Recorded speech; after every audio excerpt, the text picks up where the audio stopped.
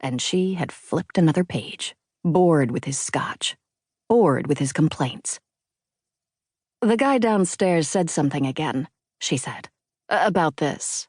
She motioned to his legs. The pacing. They could hear it through the floor. "I can walk in my own home," he said. "Sure," she said.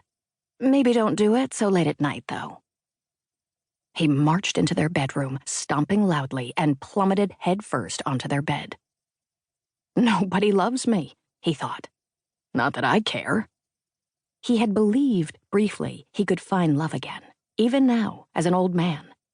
But he had been wrong. Loveless, fine, he thought. He closed his eyes and allowed himself one last series of thoughts. A beach, sand bleached and impenetrable white, a motionless blue sky, the sound of birds nearby. A thigh, his finger running along it. No one's thigh in particular, just whatever was available from a pool of bodies in his memory. His imaginary hand squeezed the imaginary thigh. It was meant to cause pain. He waited for his moment of arousal, but instead he began to gasp for air. His heart seized. "Release me," he thought. But he couldn't move, face down in the pillow, a muffled noise, a freshly laundered scent, a field of lavender, the liquid cool color of the flower, interrupted by bright spasms of green. "Release me. Those days are over." 90 minutes later, an EMT named Corey responded to his last call of the day. The Garden District. A heart attack, 73-year-old male. The patient's wife let him and his partner in wordlessly, and then had leaned on the doorway to the bedroom, watching them work, until she finally deposited herself on the couch in the living room. Stone-cold Ice Queen. Her eyes bulging, frog-like, a row of creepy ass clocks clicking above her head. So many diamonds on her hands and neck. He subconsciously stroked the 2 diamond studs in his right ear, one a gift from his ex-wife, the other for which he had saved scrupulously. Before they left, patient in tow, Corey told her the name of the hospital where they'd be taking her husband. He could not get a verbal acknowledgement. She simply continued to stare. He waved a hand in front of her face. He was low on patience. He never got enough sleep. The last thing he needed was to have to take her in, too. "Come on, lady," he said.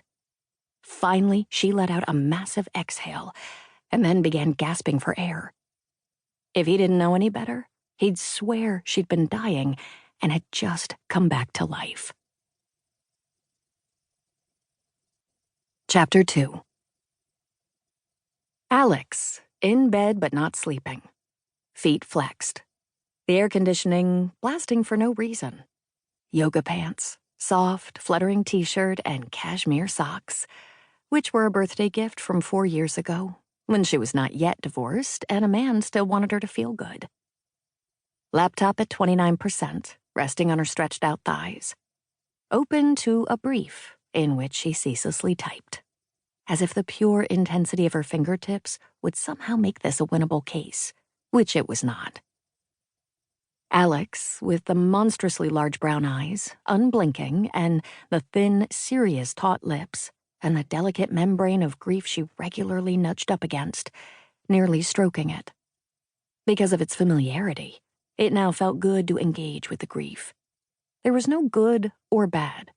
There was just sensation. Alex, alone this summer, in a house on a cul-de-sac in a subdivision of a town 45 minutes west of Chicago, while her daughter spent it away from home with her ex-husband. On the night table, a mug of valerian tea, which she drank every night, even though it never worked as it should. Like she sleeps. Come on. She's wired like a ceiling lamp, bolted and secured. But it's habitual, this tea. Maybe someday it will knock her out. The phone rang.